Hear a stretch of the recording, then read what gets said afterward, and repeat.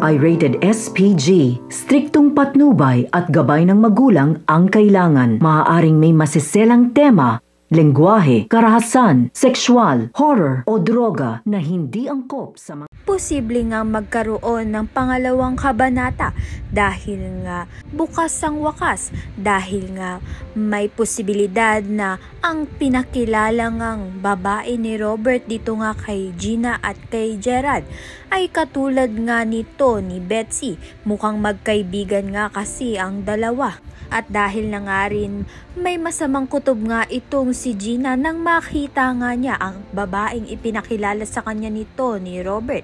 Sa kabilang banda naman nga, pinagdusahan na nga ni Susan ang mga kasalanan nga nilang dalawa nito ni Betsy.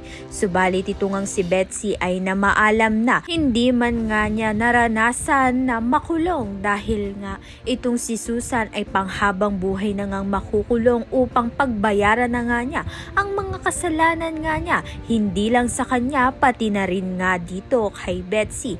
Panghabang buhay nga niya magdudusa dahil nga iisahan nga siyang ng mga kakosa niya sa loob ng kulungan. Kaya naman nga't hindi nga nagwakas ito sa masamang balak nga nito ni Betsy at ni Susan. Maraming salamat sa iyong panonood.